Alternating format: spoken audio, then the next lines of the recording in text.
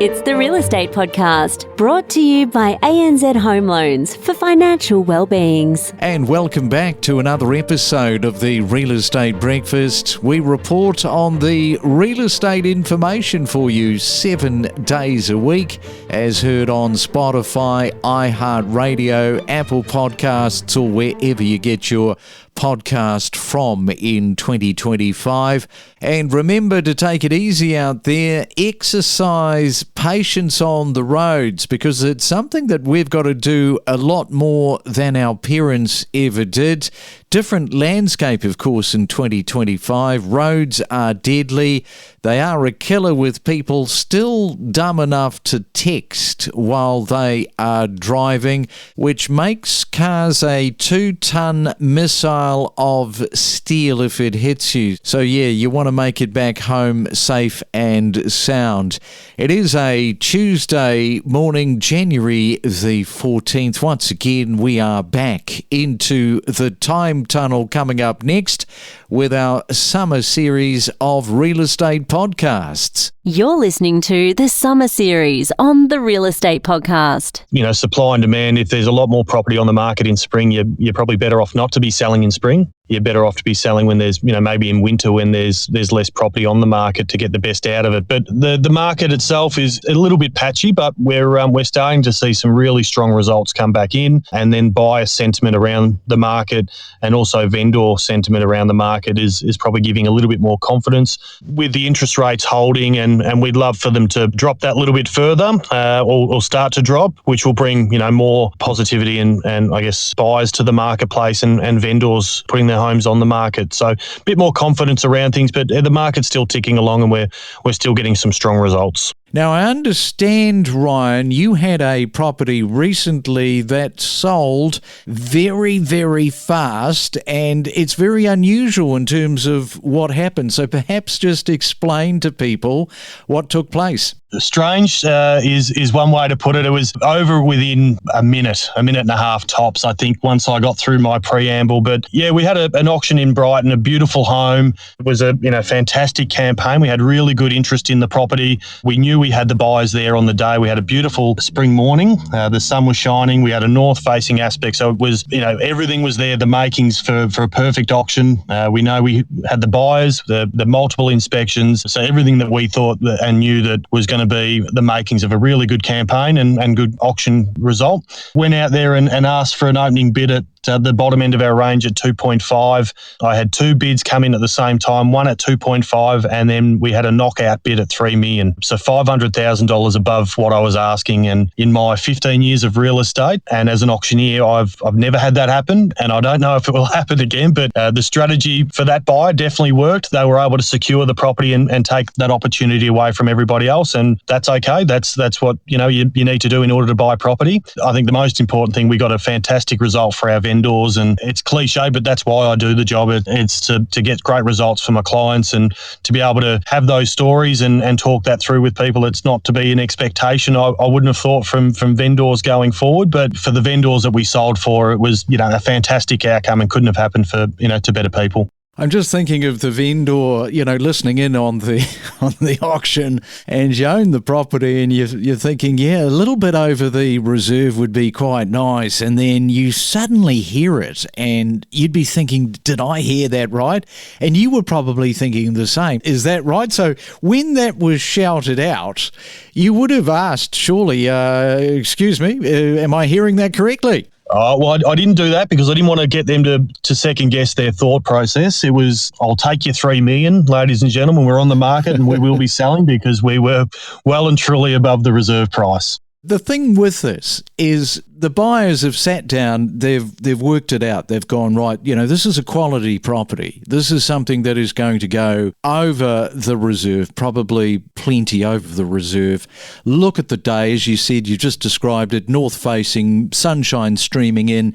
It's a happy little buzz of people there, but they've already done the numbers and they've said, let's go in strong. So it's a testament to all of the people that have said on this podcast, make sure that you bid strongly because you'll knock people out. Probably not $500,000 over reserve, but yeah, I mean, it's a good point in case. Oh, look, absolutely. I think as an auctioneer and as an agent, I always say if you are interested in a property, show your intentions. And if you are at an auction and you're there to buy it, bid and bid strongly, because at the end of the day, that's what it's all about. If you have to pay that little bit extra for the home, that's okay, because you'll probably be in it for a bit of time and get to enjoy that. But, for some people, it's, you don't want to be holding the brochure, you want to be holding the keys. They want it more, I guess they wanted it a lot more than anybody else. And they saw the value in the property for what they wanted.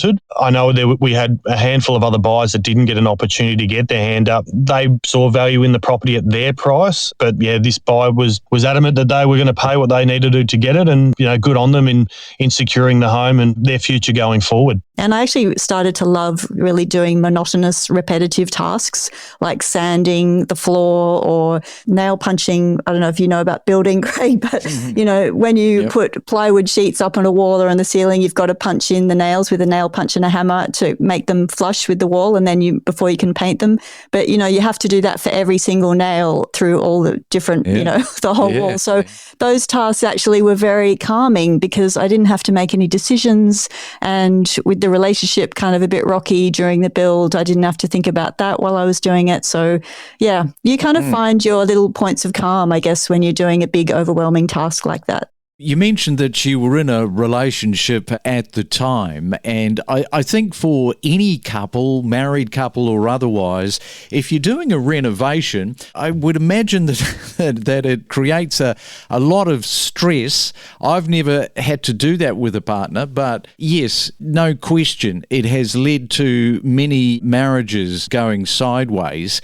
And your partner, Max, along with a builder friend, helped you put this together. But perhaps you can just sort of break this down in pieces. So when did the first signs of all the stress with the relationship start to sort of present itself to you, and you thought, "Ooh, this is a bit of a problem here"? It may well have been a quarter of the way through the build. Yeah, it's a good question. And to be honest, I guess this is probably what made it an adventure as well as not knowing anything about building. But to be honest, before the build, it was a bit shaky. But then I guess, you think that working on this project, being unified in this goal that you have, working towards a common goal, I should say, you think that will help and bring, I knew building was going to be stressful. It's a no-brainer. I've watched Grand Designs, but you just think, we're going to be working on this together. And initially designing the tiny together was really fun, and we would talk about the different ideas we had, and it seemed like that was working. And then the problems really did start straight away because we have different approaches to working and different ways of making decisions. And I was also the rookie on the build. Yeah, as you said, my partner at the time, Max, had a friend of his, George, who's an experienced builder but hadn't built tiny houses before. And it was a weird dynamic because Max and George were best friends. George was an experienced builder but had never built tiny houses before. I didn't know anything about building, but I'd done a lot of research and a workshop about tiny house building, and I knew almost all there was to know about tiny houses in theory. And then, Max and I were partners. So it was a very weird kind of dynamic, and I guess it was my project. So I was the owner builder, but I was also the rookie and the apprentice. So it was hard to know, moment by moment, you were often changing hats, and, they were more experienced in doing things, but I also made it clear that I wanted to be involved. And I guess sometimes they would just naturally take over, and they were used to working on woodworking projects together, and I would feel left out, and then I'd try to kind of do things, and then it's really difficult because you're grateful to them for helping you, but you also want to be involved, and I didn't want to just let them build my house for me. This was the whole point of it, was to have this experience. It's a long story, which is why I've written a book about it, but it was fraught. It was difficult. Are you spending big bucks on ads that don't hit the right audience? Isn't it always about the right audience? You can land your message directly every day with our core audience. It's a powerful connection. Very much so, yeah. It's no secret that Queensland's been absolutely dominating the domestic migration for the last couple of years, I think. And the Sunshine Coast, actually the leading regional centre in the country. According to the Regional Movers Index, we saw about a 14.1% net migration to the Sunshine Coast, and a tick over 10% of that were people coming from capital cities. What about the second wave of interstate movers? And what I mean by that is people moving into the Sunshine Coast. They've moved in, they've bought, they've got their friends, their family. They might be coming from interstate. They're visiting, they're staying for little holiday periods. And of course, what is happening is that they're realising, hang on, this is quite nice. I'm quite loving my days here on the Sunshine Coast. And then they turn around and they buy. Is that a thing that you've been experiencing? Yeah, look, absolutely. Especially with family members, we've saw from, I guess COVID with a fair few lockdowns and things, people prioritizing lifestyle, nicer climates, some more relaxed lockdown laws as well. So we certainly saw a mass exodus, particularly from Victoria, parts of New South Wales during COVID. Those people have obviously found their feet raving about the day-to-day lifestyle, often buying at a friendlier price point than where they've come from.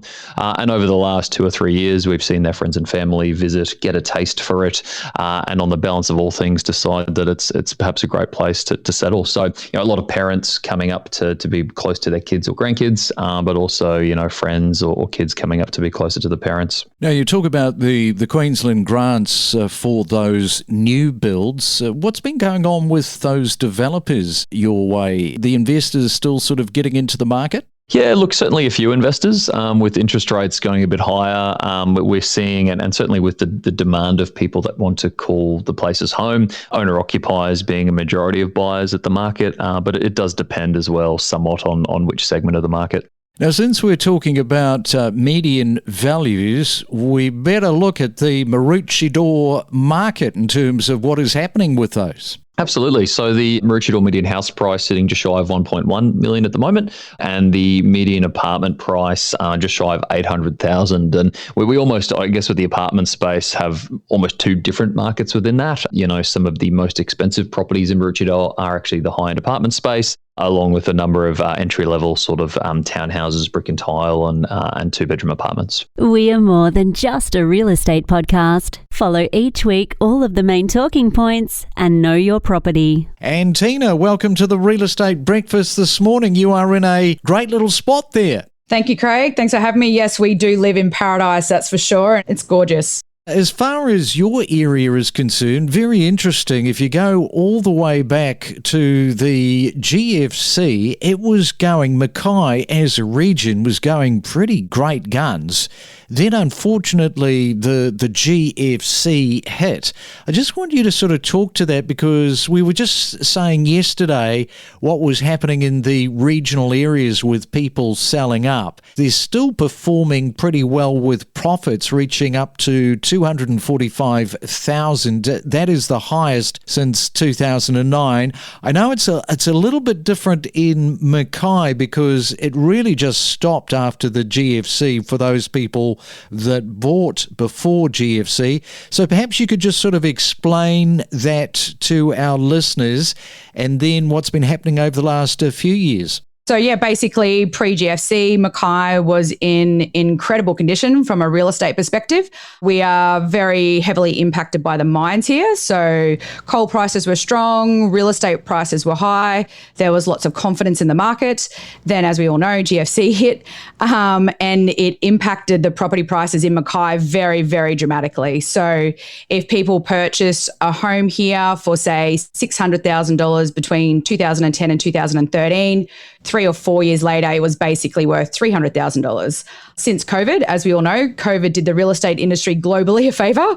It's only been since COVID that we've seen a significant shift north. So there's been a significant swing in the prices in Mackay, which is incredible to see. There's great confidence around. People are finally making profit again in real estate, which is just amazing to witness and amazing to see. We find ourselves currently in a beautiful marketplace. It's incredible.